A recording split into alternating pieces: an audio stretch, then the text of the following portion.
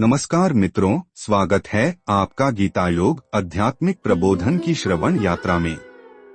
श्रवण यात्रा के 17वें पड़ाव में हम पहुंच गए हैं श्रीमद् भगवत गीता के अध्याय 7 ज्ञान विज्ञान योग में।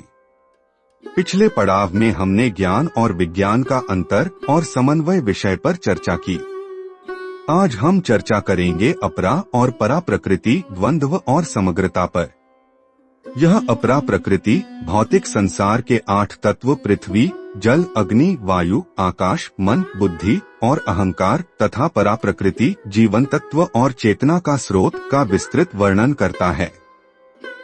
तो आइए चलते हैं और श्रवण करते हैं यह चर्चा। नमस्कार।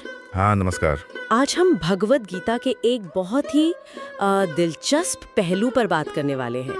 7वां अध्याय ज्ञान विज्ञान योग। जी, इसमें श्री कृष्ण वास्तविकता को मतलब 2 हिस्सों में बांटकर समझाते हैं, अपरा और परा प्रकृति। हाँ, अपरा और परा सुनने में शायद थोड़े भारी शब्द लगे, लेकिन ये हमारे जीवन को, इस पूरे ब्रह्मांड को समझने के लिए बहुत जरूरी है। बिल्कुल। और ये सिर्फ कोई किताबी बातें नहीं है, ये हमारी रोज की जिंदगी से जुड़ी हुई है असल में। और हमारी आज की ये चर्चा आधारित है आध्यात्मिक प्रबोधन गीता के 18 योग श्रृंखला के 8वें खंड ज्ञान विज्ञान योग के एक अंश पर, जिसका शीर्षक है अपरा और परा प्रकृति का द्वंद्व।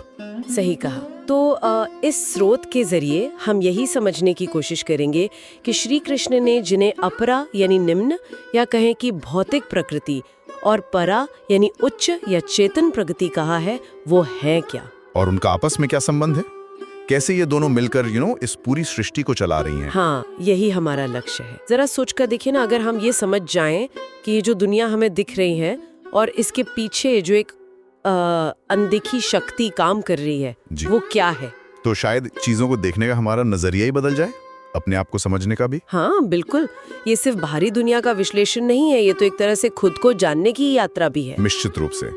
तो चलिए शुरू करते हैं अपरा प्रकृति से। श्री कृष्ण ने पहले इसी के बारे में बताया है। ठीक है। तो स्रोत के अनुसार क्या है ये अपरा प्रकृति और इसे निम्न क्यों कहा गया है? कुछ अंदाजा तो है, पर विस्तार से समझते हैं। हाँ देखिए, स्रोत बताता है कि अपरा प्रकृति 8 तत्वों से बनी है। अब निम्न इसलिए कहा गया है क्योंकि ये भौतिक है, मतलब जड़ है, ये बदलती रहती है और इसमें अपने आप में चेतना नहीं है। अच्छा, ये वो सब कुछ है जिसे हम अपनी इंद्रियों से, अपने सेंसेस से महसूस कर सकते हैं या जिसका अंदाजा लगा सकते हैं। ये सृष्टि का आप कह सकते हैं बाहरी ढांचा है, उसका फिजिकल फॉर्म। और ये 8 तत्व कौन कौन से हैं? क्या हम उन्हें फिर से एक बार देख सकते हैं? पिछली बार हमने गिना था, पर उनका सामूहिक रोल क्या है, शायद इस पर बात करना बेहतर हो। हाँ, वो बेहतर रहेगा। देखिए, इन 8 में से 5 तो स्थूल तत्व हैं, मतलब ग्रॉस एलिमेंट्स, जिन्हें हम पंच महाभूत भी कहते हैं। हाँ, पृथ्वी, जल, अग्नि, वायु और आकाश। बिल्कुल। पृथ्वी यानी सॉलिड मैटर, जल यानी लिक्विड, अग्नि हो गई ऊर्जा या गर्मी, वायु मतलब गैस या मूवमेंट, और आकाश यानी स्पेस। ये पांचों मिलकर वो दुनिया बनाते हैं जिसे हम देखते हैं, छूते हैं। हमारा शरीर, ये धरती, तारे, सब कुछ इसी से बना है। श्रोत इन्हें सृष्टि का स्थूल पहलू कहता है। ठीक है। और बाकी 3? वो तो स्थूल नहीं है। सही। बाकी 3 सूक्ष्म हैं, सटल। मन, बुद्धि और अहंकार। मन यानी हमारा सोचने, महसूस करने, इच्छा करने वाला यंत्र। बुद्धि जो विश्लेषण करती है, सही गलत का निर्णय लेती है। और अहंकार यानी वो मैं का भाव, मेरी अपनी अलग पहचान। ओके, तो ये तीनों मिलकर हमारा आंतरिक उपकरण, जिसे अंतःकरण कहते हैं, वो बनाते हैं। हाँ बिल्कुल। ये सीधे दिखते नहीं, पर इन्हीं के जरिए हम बाहर की दुनिया से जुड़ते हैं, चीजों को एक्सपीरियंस करते हैं, रिएक्ट करते हैं। तो ये 8 हो गए, 5 स्थूल और 3 सूक्ष्म। ये पूरा फिजिकल और मेंटल सिस्टम है जिसके जरिए जीवन अपने आप को एक्सप्रेस करता है। बिल्कुल सही। और स्रोत इस बात पर जोर देता है कि ये सभी तत्व प्रकृति के विकार हैं, मतलब ये मूल प्रकृति से निकले हैं और लगातार बदल रहे हैं। हाँ, जैसे हमारा शरीर बदलता है, मन के विचार बदलते रहते हैं, बुद्धि के निर्णय बदलते हैं, अहंकार का रूप भी बदलता है। ये सब अपरा प्रकृति का ही खेल है। ये एक तरह का स्टेज है, या कह लें कि इंस्ट्रूमेंट है, जिसके द्वारा जीवन का अनुभव होता है। पर यह खुद जीवन नहीं है। यहीं पर परा प्रकृति की इम्पोर्टेंस समझ आती है। श्री कृष्ण कहते हैं कि इस अपरा प्रकृति से अलग, इससे बेहतर एक और प्रकृति है जी। और यही बात और गहरी हो जाती है। श्री कृष्ण गीता के 7वें अध्याय के 5वें श्लोक में कहते हैं, अपरेय मितस्त्वन्याम प्रकृतिम विद्धि में पराम जीव भूताम महाबाहो ययेदम धार्यते जगत। हे महाबाहु अर्जुन, इस अपरा निकृष्ट प्रकृति से भिन्न मेरी दूसरी परा श्रेष्ठ प्रकृति को जान, जो कि जीव रूप है और जिसके द्वारा ये संपूर्ण जगत धारण किया जाता है। श्लोक तो मतलब बहुत गहरा है। जीव भूताम, जीव रूप, इसका क्या मतलब हुआ? स्रोत इसे समझाता है। जीव भूताम का मतलब है वो चेतन तत्व, वो लाइफ फोर्स जो सभी जीवों में मौजूद है।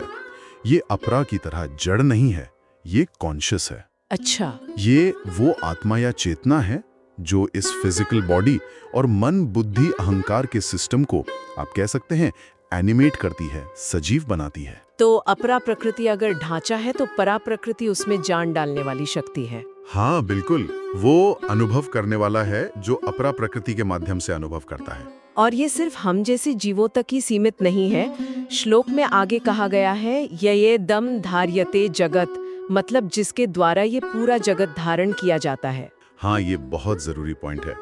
स्रोत के मुताबिक परा प्रकृति सिर्फ इंडिविजुअल चेतना यानी जीवात्मा ही नहीं है, बल्कि वो यूनिवर्सल लाइफ प्रिंसिपल है जो पूरे ब्रह्मांड में फैली हुई और उसे संभाले हुए है। जैसे धागे में मोती पिरोए होते हैं वैसे, हाँ कुछ वैसा ही ये सारा जगत, ये सारे लोग, अपरा प्रकृति के सारे तत्व इसी पराशक्ति के कारण ही अस्तित्व में है, इसी के कारण एक्टिव हैं। इसके बिना सब कुछ लाइफलेस, इनर्ट हो जाएगा।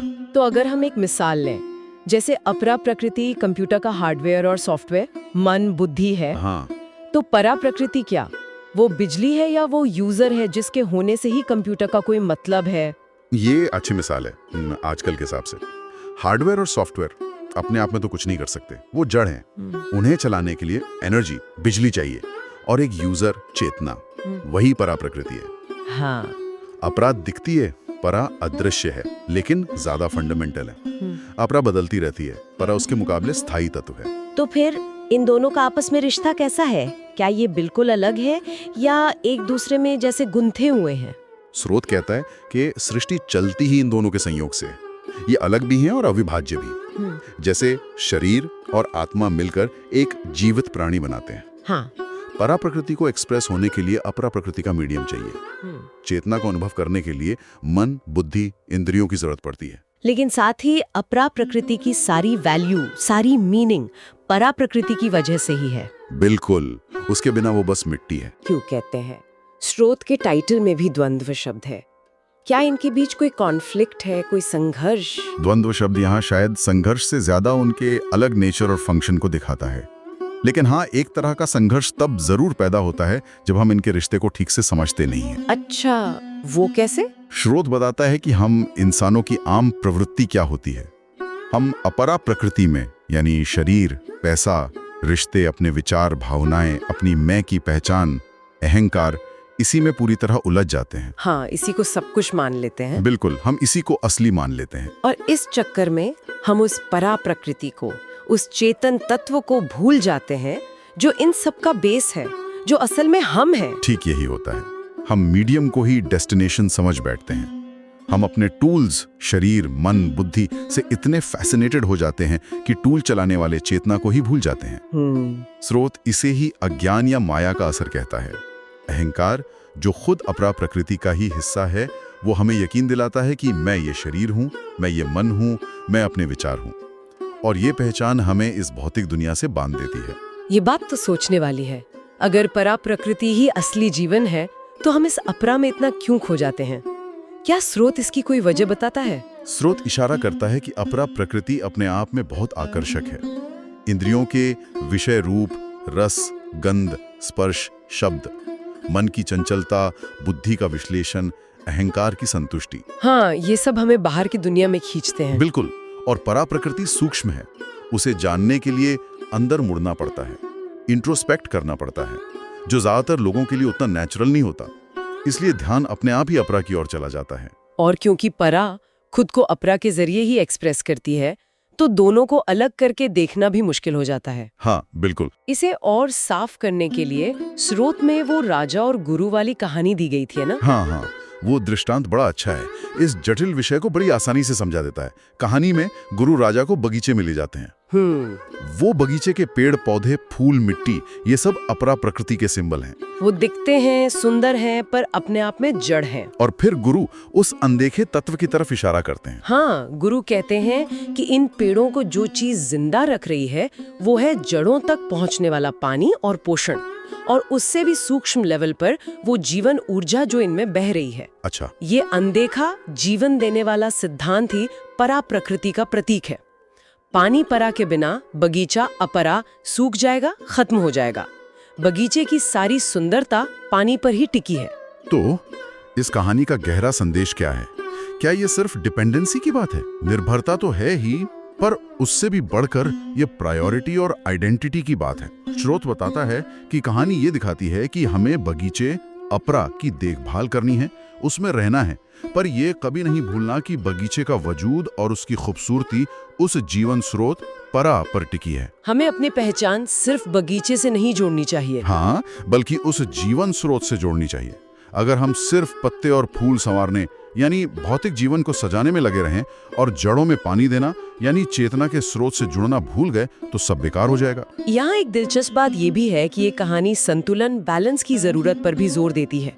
ऐसा नहीं कि अपरा प्रकृति बेकार या बुरी है, बगीचा भी तो जरूरी है। बिल्कुल सही कहा। स्रोत ये साफ करता है कि अपरा प्रकृति को छोड़ना नहीं है, वो तो हमारा कर्म क्षेत्र है, एक्सप्रेशन का मीडियम है। प्रॉब्लम अपरा प्रकृति में नहीं है, बल्कि उसके प्रति हमारे गलत नजरिए और अटैचमेंट में है। तो ज्ञान का मतलब है अपरा में रहते हुए, उसका इस्तेमाल करते हुए परा को पहचानना और उसके साथ अपना कनेक्शन बनाना। हाँ, यही ज्ञान विज्ञान योग का सार है। जानना ज्ञान और उसे अनुभव करना विज्ञान। ठीक है, तो अब तक की चर्चा को अगर समेटें तो हमने समझा कि अपरा प्रकृति 8 तत्वों, 5 स्थूल 3 सूक्ष्म का भौतिक और मानसिक संसार है जी। और परा प्रकृति वो चेतन जीवन शक्ति है जो इस संसार में व्याप्त है और इसे धारण करती है। हाँ, और ये भी कि सृष्टि इन दोनों के मिलने से ही संभव है। अपरा साधन है, परा साध्य भी है और साधक भी। अपरा बदलती रहती है, परा उसका ना बदलने वाला आधार है। लाइफ में क्या महत्व है, ये ज्ञान हमें रोजमर्रा की जिंदगी में कैसे मदद कर सकता है? स्रोत के अनुसार इस ज्ञान का सबसे बड़ा फायदा है अटैचमेंट और डर से मुक्ति की संभावना।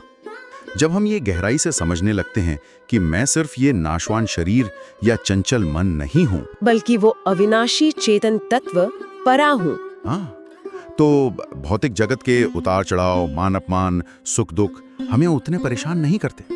हम चीजों को एक साक्षी भाव से, एक विटनेस की तरह देखना सीखते हैं। यानी ये समझ हमें एक तरह की अंदरूनी स्थिरता और आजादी देती है। हाँ बिल्कुल, क्योंकि हमारी खुशी या शांति बाहरी हालात अपरा पर कम निर्भर होने लगती है।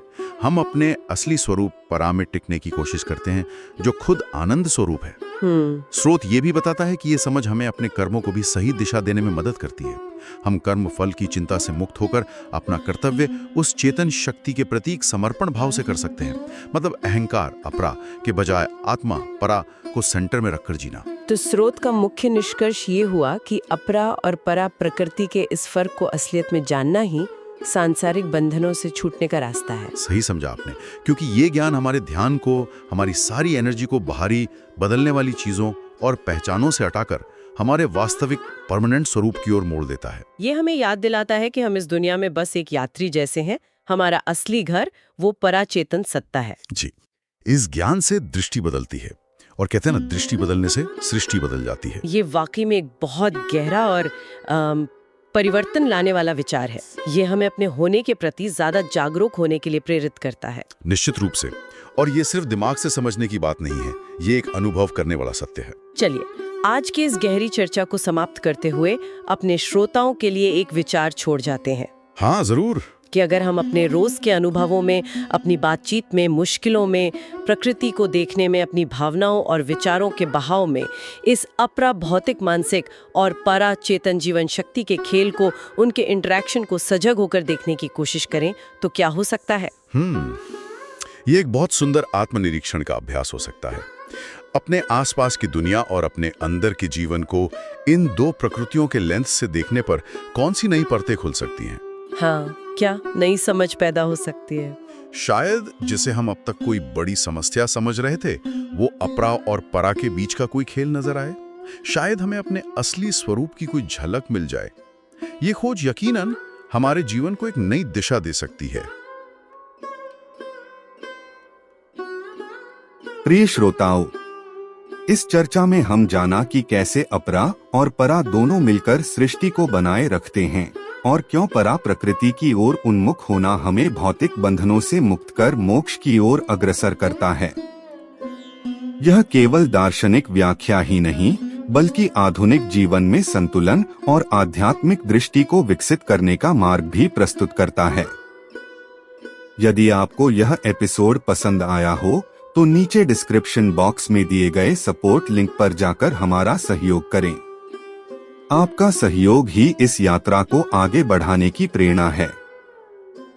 धन्यवाद। अगले एपिसोड में हम गीता के ज्ञान विज्ञान अध्याय में माया और 3 गुणों सत्व, रज, तम का महत्व पर चर्चा करेंगे।